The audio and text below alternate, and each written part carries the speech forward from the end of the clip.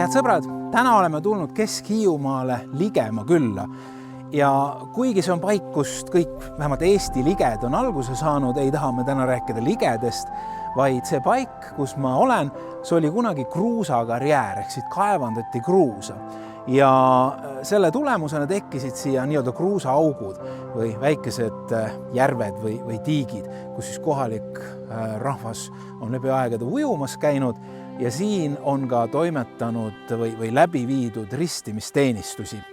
Ja mina olen aastaid tagasi just mitte päris nendes tiikides, vaid ühes siin Ligema kruusaaukudes ristitud. Ja missioni kogudusega me oleme ka päris täpselt selle koha peal läbi viinud vähemalt ühe ristimise. Täna ma tahangi jutluses rääkida ristimisest ja see on see ka põhjus, miks me siin selles Ligema kruusaaukude vahel oleme. Elli jagab meile täna algussõna ja Aleksandra teenib muusikaga. Meil on hea meel, et sa oled koos meiega. Jumal õnnistagu tänast teenistust. Me alustame Jeesuse Kristuse nimel.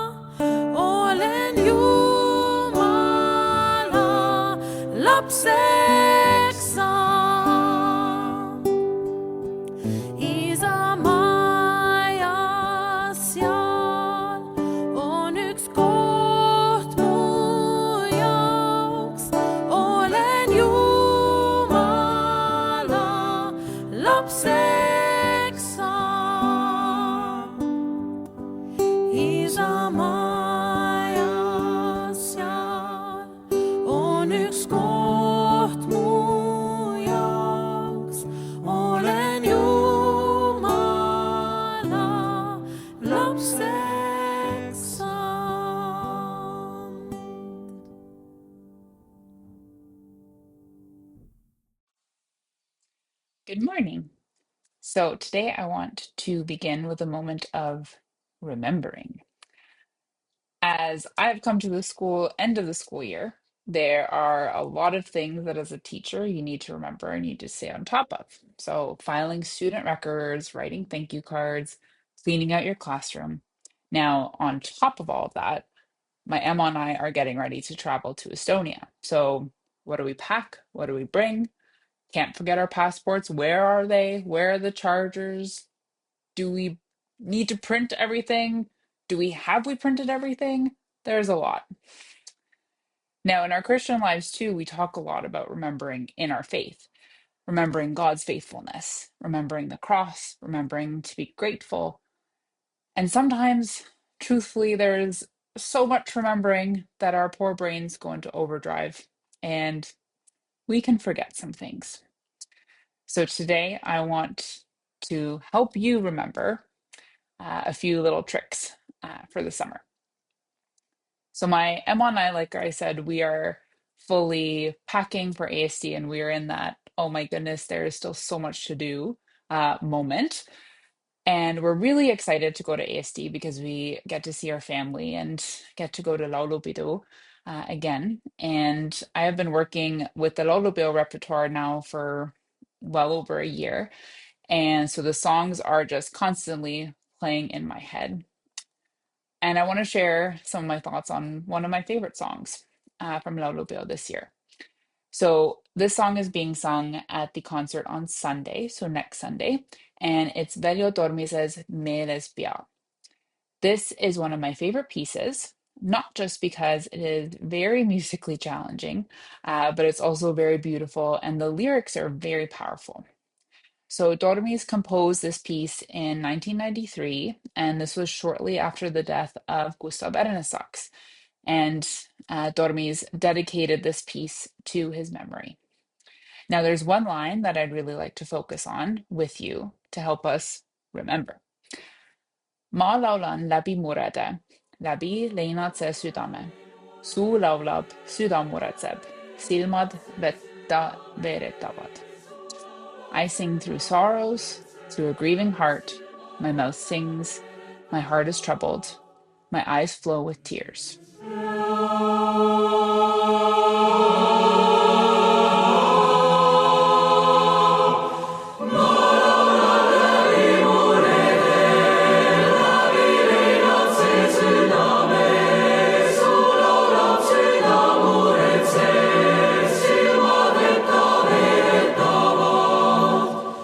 Now, the cool part is that in this moment of the song, the harmonies actually become very tense. And the chord Dormis uses is full of dissonance. So, as a singer, that is very hard because it is so difficult to hold your note when many other voices are pulling you up or pulling you down. But despite all of this strain, the choir keeps singing. And that, in and of itself, is such a beautiful picture, too. Because sometimes in our life, if we think about it, our mouths might be singing, but our hearts might be aching. And our faith might be praising, but our souls are carrying burdens. But we still sing, we still remember, and we still worship. This line also made me think of the singing revolution in ASD, where people stood together peacefully and sang for their freedom, voices raised in resistance and in hope. Again, coming together to sing even when it's hard. When we look at Acts chapter 16, verse 25, it says, About midnight, Paul and Silas were praying and singing hymns to God, and the other prisoners were listening. So, prisoners means that they were in prison at this time. So, even in their chains, even in their suffering, they were singing. And that is a very powerful example of worshiping through hardship. Now, I was reading recently The Anxious Generation by Jonathan Haidt, and this is a book that explores the sharp rise in anxiety, depression, and loneliness among children and teenagers. So, Haidt identifies some of the main causes, and it's especially the overwhelming presence of screens, social media, and the pressure to be seen and liked, which is probably not a big surprise to us. But what struck me deeply was that he wrote a whole chapter in his book about the protective role of spirituality. So this surprised me because up until that point, it was a very scientific book. So I wasn't expecting to see it. However, he did talk about how prayer, worship, and being part of a faith community serve as a powerful protector against the despair. So Haidt explains that when young people who regularly attend church services pray, whether it's alone or with others, they actually have better mental health and a stronger sense of identity and greater hope. So when we worship, we lift our eyes from the chaos of the world around us, then towards God, who is not chaos, but is peace. So imagine these children who are constantly on screens, constantly feeling overwhelmed, now moving away from that and putting their focus on God and worshiping through that, um, and how powerful that is for them. Worship doesn't erase our hardships, but it reminds us that we're not alone in it. It anchors us in something eternal. It gives us this space where we can be honest and say, God, I'm struggling, but I'm still going to lift my voice in praise.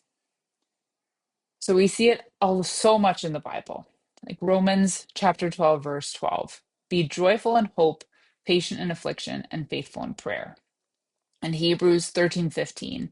Through Jesus, therefore, let us continually offer to God a sacrifice of praise, the fruit of lips that openly profess his name. Sometimes praise is easy, and sometimes it's a sacrifice. And sometimes we sing with joy, and other times we sing through tears. But always we're with God, and God is there, and he is never forgetting us. So even if our brains go into overdrive and we become forgetful, God is never forgetful.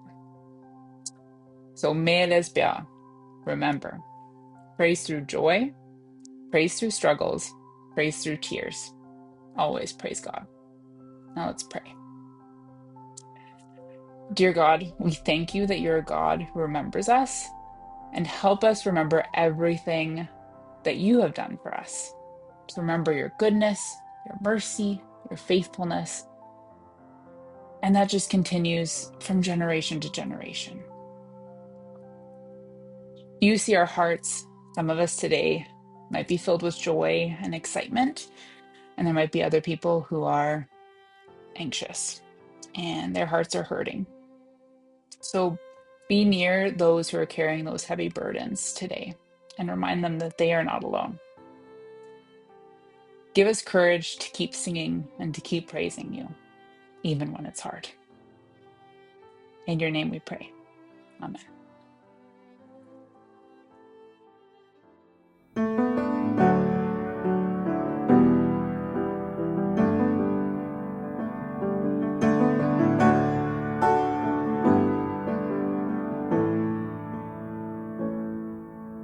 Blessed are those who run to him, who place their hope and confidence in Jesus. He won't forsake them. Blessed are those who seek his face, who bend their knee and fix their gaze on Jesus. They won't be shaken. Come on and praise the Lord with me. Sing if you love his name. Come on and lift your voice with me. He's worthy of all our praise. Blessed are those who walk with him, whose hearts are set on pilgrimage with Jesus. They'll see his glory. Blessed are those who die to live, whose joy it is to give it all for Jesus and for him only. Oh, Jesus, all for your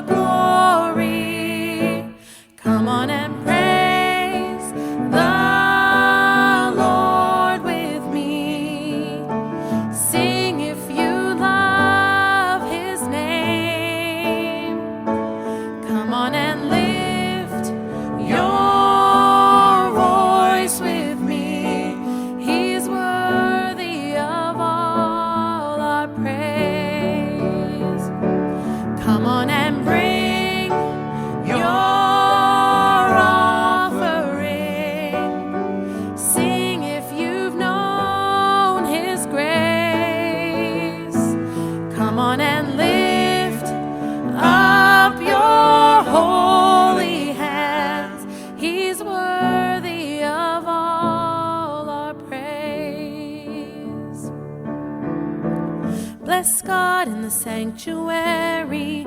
Bless God in the fields of plenty. Bless God in the darkest valley. Every chance I get, I'll bless your name. Bless God when my hands are empty. Bless God with a praise that costs me. Bless God when nobody is watching. Every chance I get, I'll bless your name.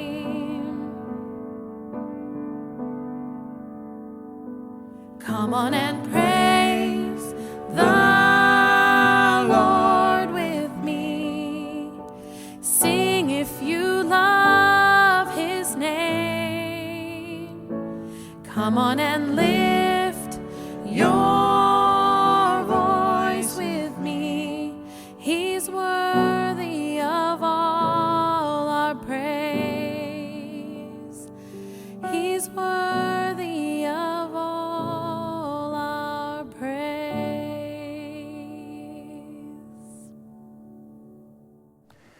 Erinevates kirikutes on rituaale, toiminguid, traditsioone, mis neid teistest eristavad. Ühes kirikus tehakse mingeid asju nii, teises koguduses naa ja kolmandas hoopis veel kolmandat moodi. Aga on teatud toimingud, mis on ühised kõigile kristlikele kirikutele. Ja kaks väga olulist toimingut on ristimine ja leiva murdmine. Ja see on küllaltki loogiline, sest need on väga selged Jeesuse läkitused või lausa käsud, mida ta jättis, öeldes, et tehke nii, minge ja ristige, mälestage minu surma. Jeesuse sõnum oli, minge tehke rahvaid minu jüngriteks ja ristige neid. Ja kui see on Jeesuse sõnum, siis seda on raske kuidagi kaksiti mõista, et kas seda nüüd peaks tegema või ei peaks tegema. Ja sama on leiva murdmisega, ta ütles, tehke seda, mälestage minu surma, kuni ma tagasi tulen. Ja minu jaoks oli küllaltki suur üllatus, kui ma sain teada, et näiteks päästearmees ja ka näiteks kveekerite juures ei viida läbi veega ristimist. Ja nende seisukoht on see, et tähtis on just see sisemine muutus, et see, mis inimese sees toimub, see Jumala töö, see muudetud süda, tähtis on inimese sisemine otsus järgida Jeesust. Ja kõik see välised asjad, need võivad olla, aga nad ei pruugi olla. Ja ka Jeesuse surma saab nende seisukohast mälestada ilma veini ja leivata. Ja nii ka ristimine võib tähendada midagi sisemist, mitte kindlasti vee alla kastmist või veega piserdamist. See on päästearmee seisukoht, aga valdav osa kristlikest konfessioonidest praktiseerib veega ristimist. Omaette küsimus on see, et mis sisu keegi sellele toimingule annab.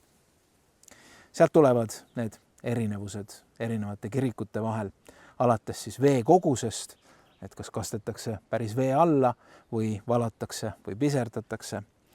Ja kuni usuni välja, et kas siis usk peab olema, kas see peab olema enne ristimist, ristimise ajal või hakkab usk alles pärast ristimist kasvama ja sündima. Need on kõik need erinevused erinevate kirikute vahel ja sealt on need mitmed lahkmeeled ajaloo jooksul tekkinud kirikute vahele.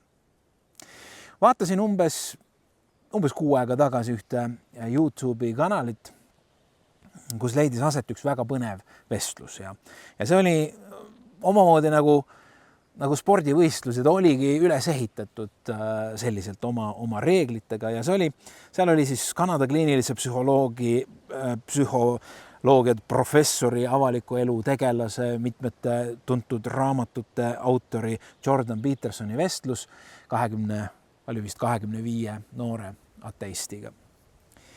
Ja selles vestluses oli kohti, kus ma mõtlesin, et Jordan Peterson on tark mees, haritud mees, aga miks ta niimoodi vastab, aga samas ma valdavalt ikkagi imetlesin seda võimet ka pingelises olukorras oma mõtteid süsteemselt nagu korrastada ja ka nüüd süsteemselt väljendada, andes loogilisi vastuseid. Ja see oli väga põnev vaatamine ja kuulamine. Miks ma seda esile toon, on just see võime oma välja öeldud kaitsta.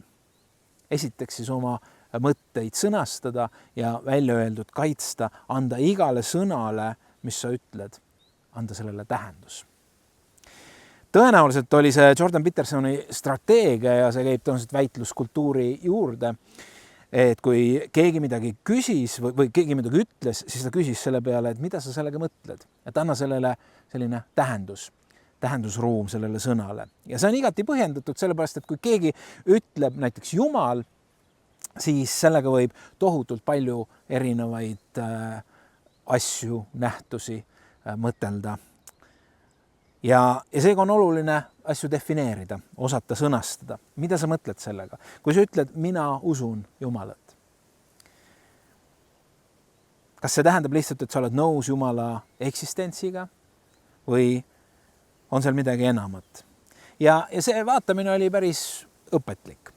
See pani mind enesesse vaatama, kas mina pastori või ka lihtsalt inimese või kristlasena, kas ja kui palju olen ma võimeline ja valmis defineerima või lahti seletama seda, mida ma oma kristlikus kõnepruugis ütlen või mis väljendid ma kasutan.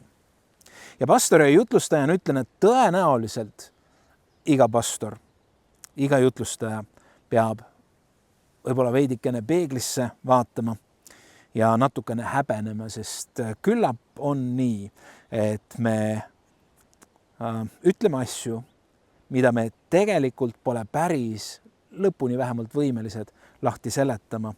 Ja nii mõnegi asjaga, mis me oma vestlustes või ka jutlustes välja ütleme, võime analüüsi tulemuseni jõuda järeldusena, et võib-olla poleks olnud seda põhjust öeldagi.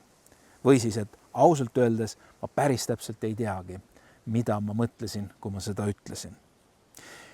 Omaenda jutlusi üle kuulates pean tõdema, et aeg-ajalt ma imetlen või tegelikult ma imetlen kogu aeg tõlke, kes minu jutlusi panevad inglise keelde, sest mingisuguste väljaütlemiste puhul ja lausete puhul ma mõtlen pärast siis üle kuulates ja kirja pannes oma jutlust, et ma pole kindel, mida ma selle lausega mõtlesin ja kui ma isegi pole kindel selles, kuidas siis sellest peaks aru saama tõlgid või keegi teine. Ma loodan küll, et see pole valdav, vaid tegu on mõndade lausete või mõndade lõikudega. Kui Jordan Peterson väitles ateistidega, siis tema üks väljakutse ateistidele oli väide, et ateistid eitavad Jumalat, kellest nad ei tea midagi. Ehk nad ütlevad, et ma ei usu Jumalat, aga nad ei tea sellest Jumalast, keda nad väidavad, et nad ei usu, nad ei tea sellest Jumalast midagi.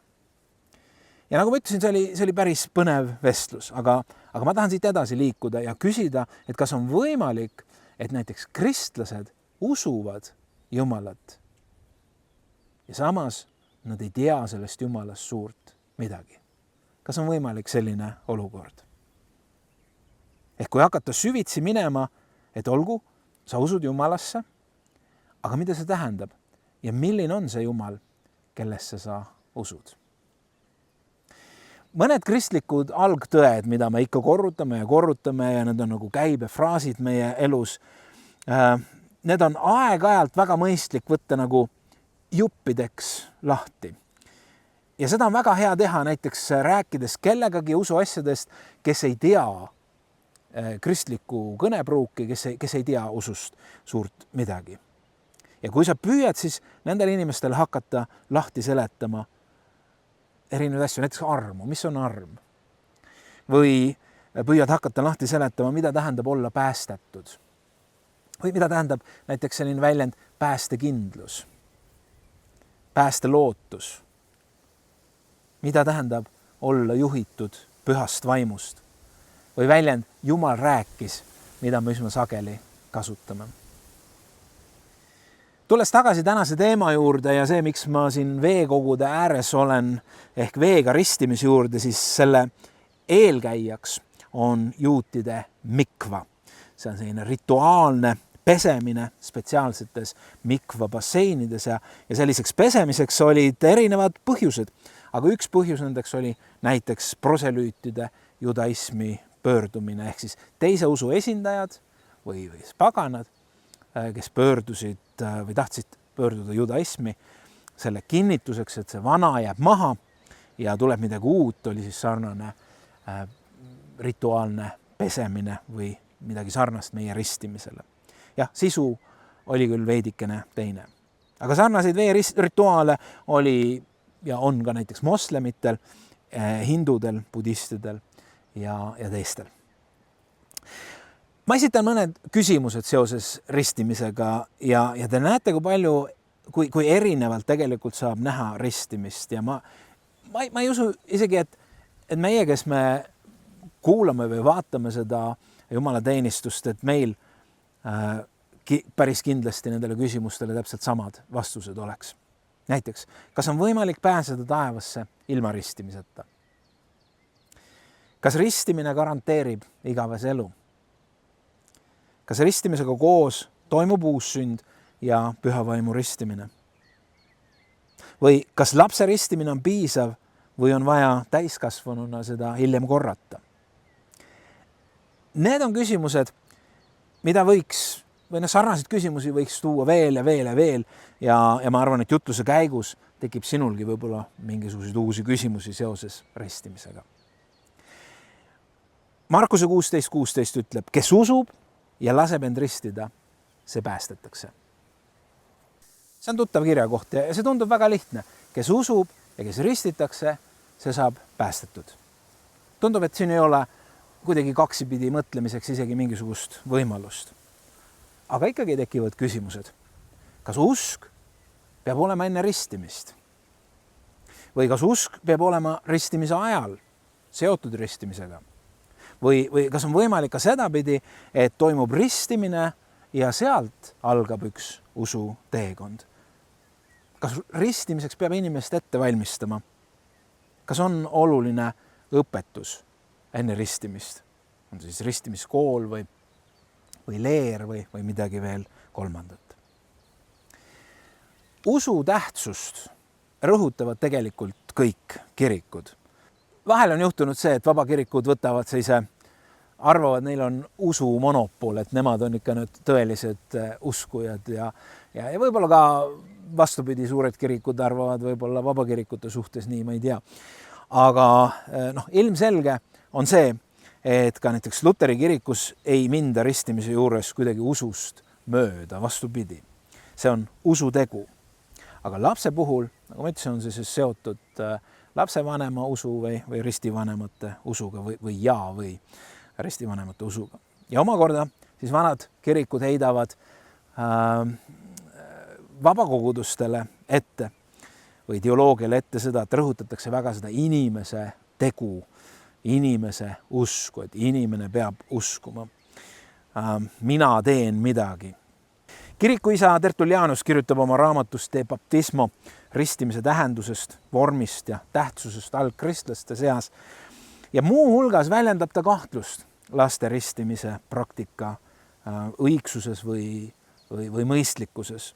See tähendab, et midagi sellist tehti, aga see ei pruukinud väga üldine tava olla ja põhjuseks tõi Tertullianus, et lapsed ei saa oma usku ise tunnistada. Ja kui me loeme Uues Testamendis, siis ristimine ja usu tunnistamine on väga tugevalt omavahel seotud. Aga Augustinus näiteks oli küllaltki tugev laste ristimise pooldaja ja tegelikult sealt kusagilt 2.–3. sajandist, kuni hästi laia laastu võib-olla 16. sajandini seda vähemalt laia avalikkuse ette seda teemat üldse isegi ei vaidlustatud, ei kostnud teistsuguseid hääli. Räägitakse 12. sajandil Prantsusmaal levinud liikumisest, mis vaidlustas laste ristimise, aga võib-olla alles anabaptistid olid need, kes 16. sajandil tegid häälekamalt häält laste ristimise vastu ja said ka sellega seoses palju kannatada kuni hukkamisteni välja. Lapse ristimist põhjendatakse sellega, et kuna me sünnime patustena, siis ristimisega me peseme lastelt selle Aadama tekitatud süü. Ja see mõtteviis on see, et mõtle, kui laps sureb, ja ta on selle Aadama süüga, kui ta sureb ristimata, siis tal ei ole igavest elu. Samas enamus kogudusi on siiski sellel seisukohal, et lapsed ei ole vastutavad oma pattude eest, kuna nad ei ole vastutusvõimelised, vaid nad on sellest hetkest vastutavad, kui nad on võimelised oma tegudest aru andma. Usutakse, et nii lapsed kui vaimse arengupuudega inimesed, kes oma ju emotsionaalselt, sisemiselt on samuti lapsed, ei ole oma pattude eest või ka päris patu eest vastutavad, sest nad ei ole selleks võimelised. Ja nii kehtib ka sellistele puudega inimestele laste õndsus, ükskõik kui vanad nad siis ka on. Aga see kõik, see laste ristimine teema või vee hulk, see on enamasti, kui ristimisest hakatakse rääkima, see on nagu peamine, sellepärast, et need on need erinevused. Tegelikult on ju palju olulisem see, mis tähendus ristimisele antakse. Eesti Evangeelse Luterliku Kiriku veebilehel elk.ee on üks 2006. aasta artikkel, kus ka väliseesti kristlaste seas tuntud õpetaja Enn Auksmann on kirjutanud artikli, mis vahe on luterlikul ja baptistlikul ristimisel. Muuseas, Enn Auksmann on ka Hiiumaal teeninud aastaid. Ja peamise erinevusena toob Auksmann esile selle, et kui luterlaste jaoks on ristimine sakrament, siis vabakirikutes seda ei ole. Ehk siis sakramenti kui sellist ei ole vabakirikutes. Ja sakramendi definitsioon on siis, et sakramendid on nähtavad märgid, mis on seatud Jumala enda tahtel selleks, et vahendada meile Jumala armu ning aidata meil usus saada tema tõotustest osa. Ma loen selle veel. Sakramendid on nähtavad märgid, mis on seatud Jumala enda tahtel selleks, et vahendada meile Jumala armu ning aidata meil usus osa saada Jumala tõotustest. Vanade kirikute jaoks on ristimine väga oluline sakrament. Auksmann jätkab, baptistidele taoline sakramentide käsitlus omane ei ole, vaid nende jaoks on ristimise puhul tegemist pigem väliste sümbolitega, mis meenutavad inimestele Jumala armu, aga ei teosta seda. Baptistide arusaama järgi annab ristitav ristimises avaliku tunnistuse selle kohta, et ta vana elu on koos Kristusega surnud ja maha maetud. Ühtlasi on see tunnistus koos Kristusega uuele elule tõusmisest. Seejuures palub ta ristimises Jumalalt armu, et elada hea südametunnistusega uut ja püha elu. Niisiis on tegemist küll usaldusega Jumala vastu, aga otse kui puhtalt inimese poolse teoga, mis järgneb usule tulekule ja Jumala poole pöördumisele. Nii et kui kuidagi kokku võtta näiteks luterliku õpetuse ja baptistliku õpetuse erinevus ristimisest, siis luterliku õpetuse kohaselt on ristimises ja seda õpetavad ka Rooma katoliku kirik ja ortodoksi kirik, on ristimine sakrament, see on pühatalitus, kus Jumal pakub inimesele armu. Jumal sünnitab inimese vee ja püha vaimu läbi uuesti ning Jumal liidab inimese Kristusega ja tema kirikuga. Ja ristimises annab Jumal inimesele andeks tema patud ning varustab teda püha vaimu andidega, et ta võiks siis kristlasena elada. Ehk kui sa kuulasid, siis ma rõhutasin sõna Jumal. Jumal teeb. Nüüd vabakiriklik arusaam ristimisest on aga peamiselt selles, vähemalt me sõnastame selle sageli nii, et see on midagi, mida meie teeme. Meie jätame oma vana elu siia vette.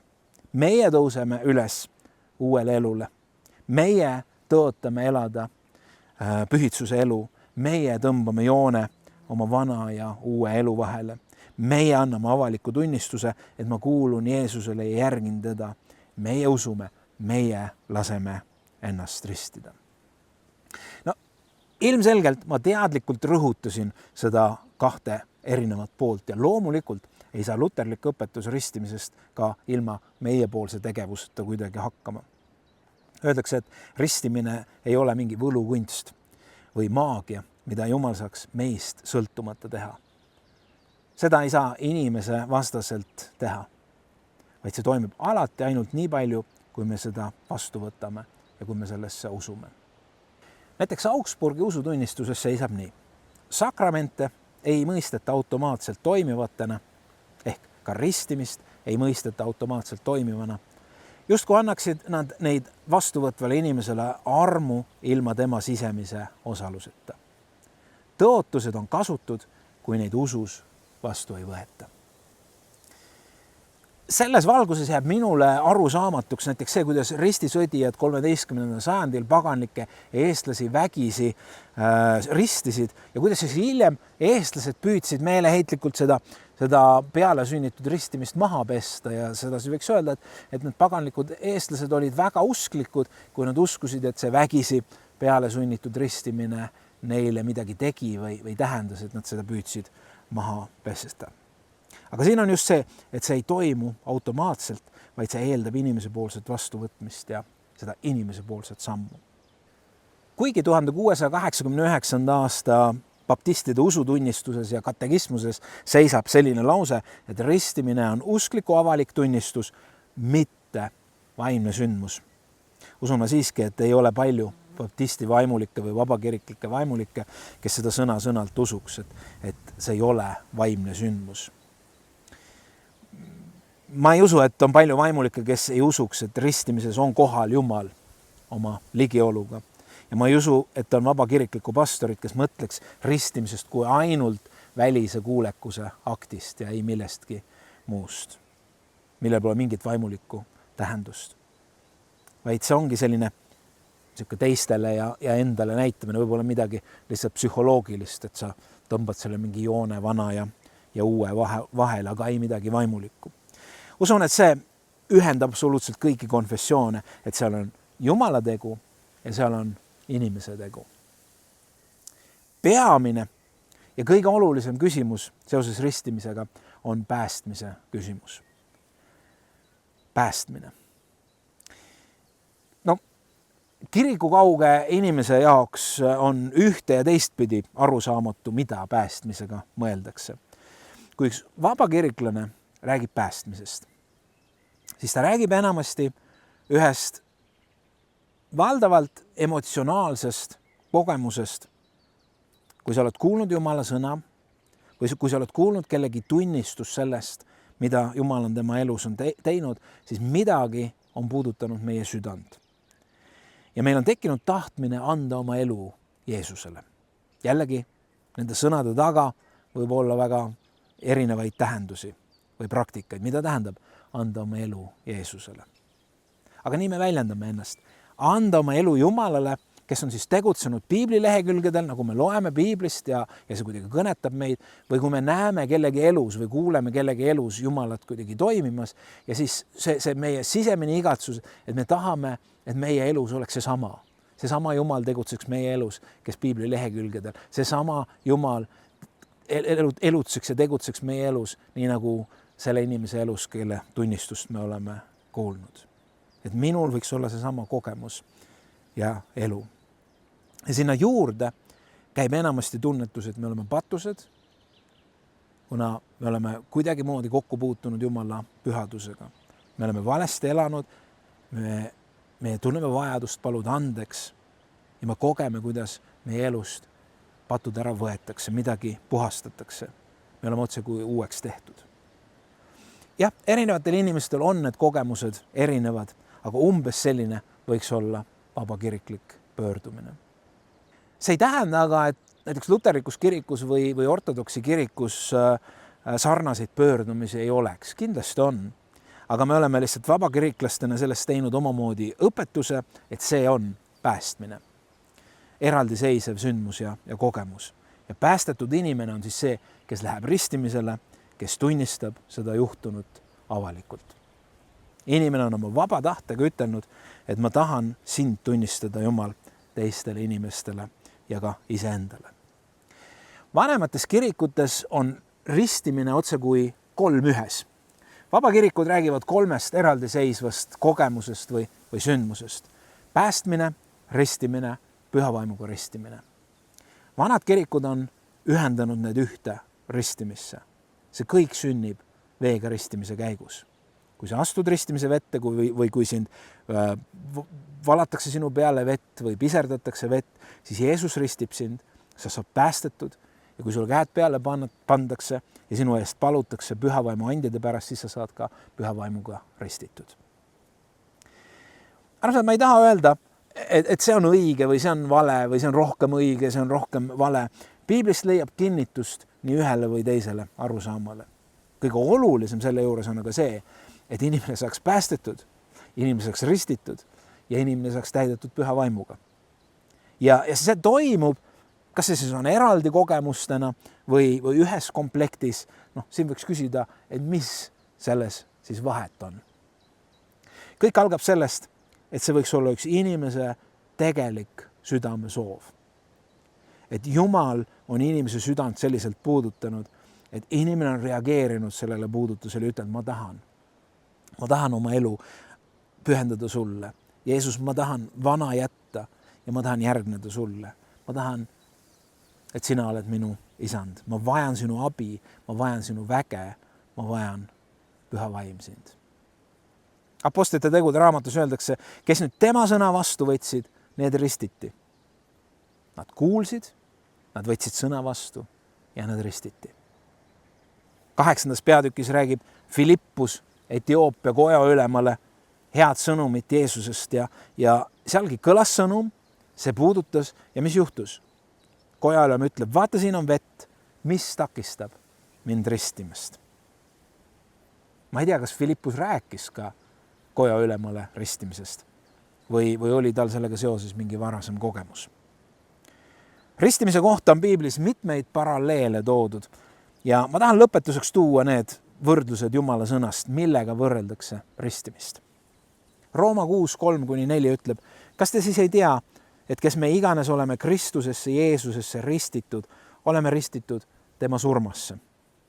Me oleme siis koos temaga maha maetud ristimise kaudu surmasse, et otse kui Kristus on äratatud üles surnuist isa kirkuse läbi, nõnda võime ka meie käia uues elus. Ehk ristimine on otse kui matuse talitus ja ülesäratamine ühe korraga.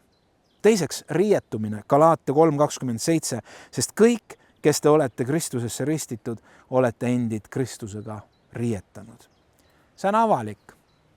See on otse kui vastulause neile, kes ütlevad, et usk on ainult südame asi ja kellelgi pole sellega asja ja see ei pea mingilgi moel avalduma või mingilgi moel avalik olema. Mina elan oma vaikset kristlikku elu, kuskil keegi ei pea sellest teadma. Ühtepidi see on nii, see on väga personaalne, väga isiklik ja me ei pea sellega igal pool lehvitama.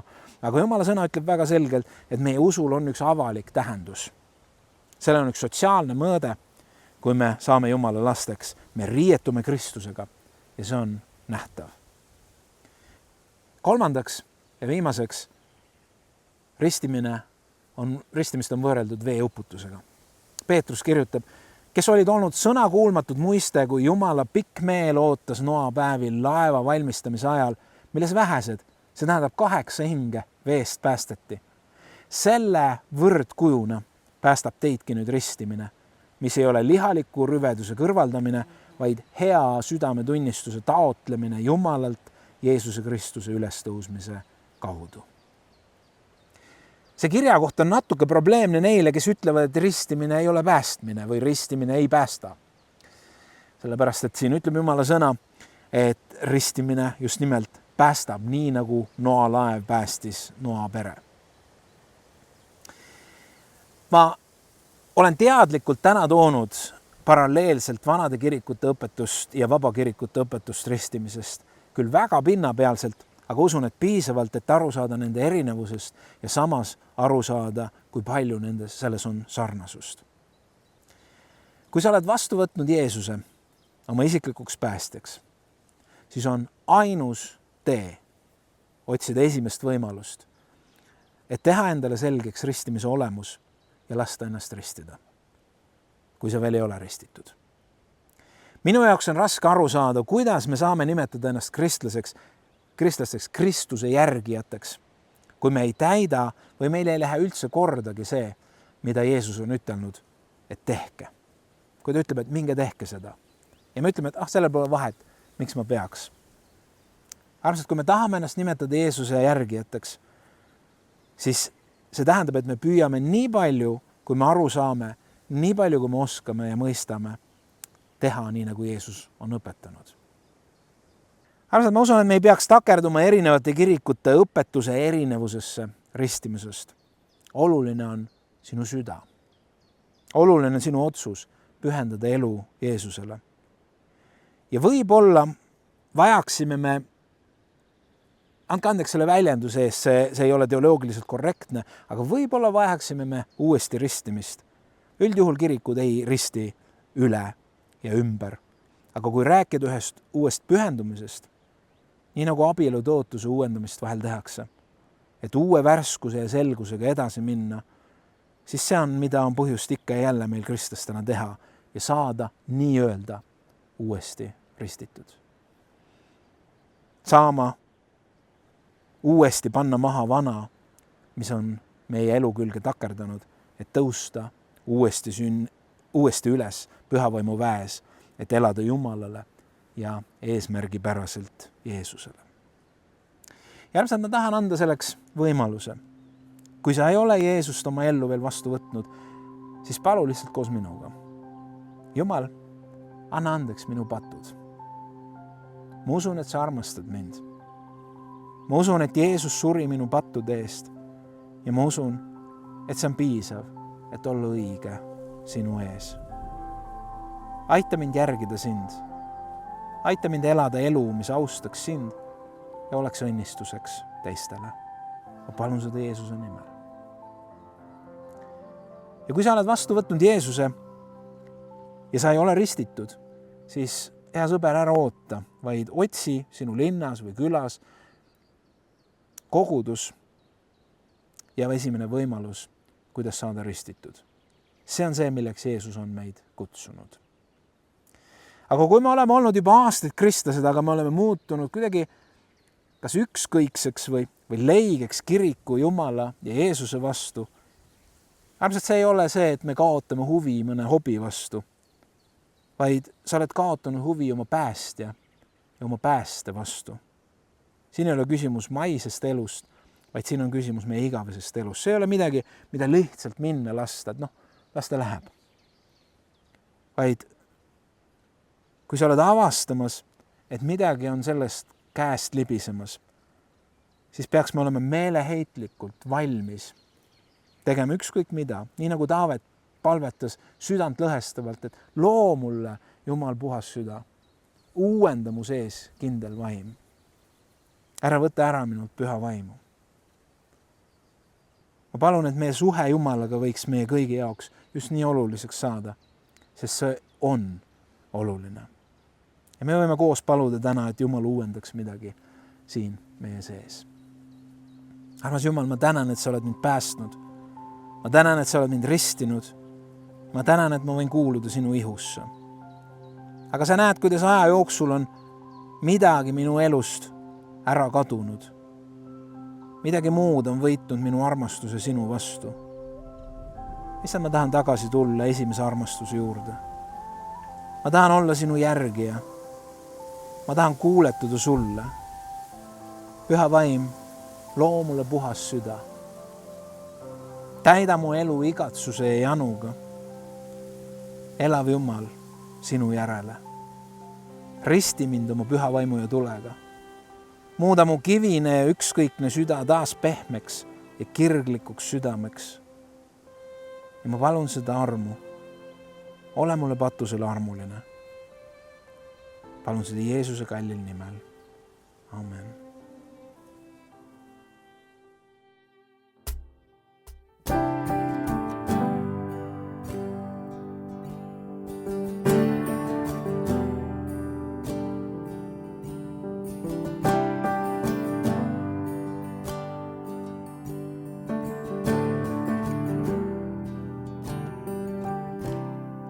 Sa võtad tuha ja läidad sest legi. Sa võtad surma ja elu taas. Sinus en leian, kuigi olin ei keegi. Sa võtad tühja ja täidad rikkusega. Ma jätan maha kõik selle, mis vana. Ma jätan maha selja tahad, mis jääb, et tõusta üles sinu poolt muudetuna, et tõusta üles ja tõsta üles see käe, sest sina loodud, Jumal, sina lood elu. Su halastus ja su armastus tõstab meid ülesse, sest sina loodud, Jumal, sina lood elu. Vana jääb maha, sa Jumal uueks kõik teed. Iga seeme, mis sureb, eluks tõusma peab taas. Iga murdunud elu Jumal taastada saab. Jumal, sina lood uueks kõik, mis su kätte peal. Kui ka kadunud olen, tahan leida end seal, sest sina loodud, Jumal, sina lood elu. Su halastus ja su armastus tõstab meid ülesse,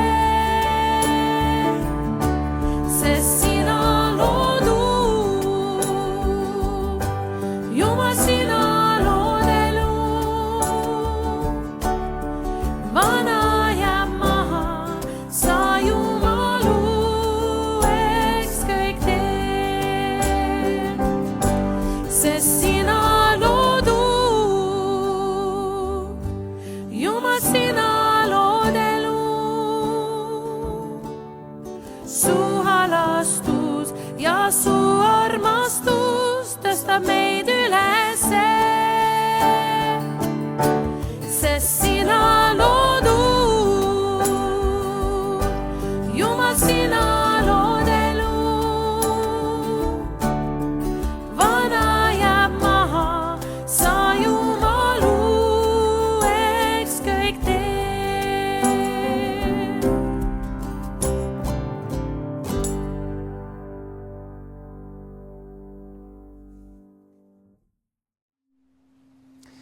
Selline sai meie tänane virtuaalteenistus siit Ligemaa kruusakarjäärist, kus enam kruusa küll eriti näha ei ole, sest aeg on oma töö teinud.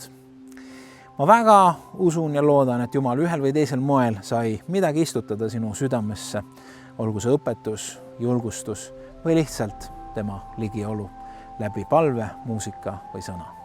Võtame vastu õnnistussõnad eelolevaks nädalaks. Issand, õnnistagu sind ja hoidku sind. Issand, lasku oma pale paista sinu peale ja olgu sulle armuline.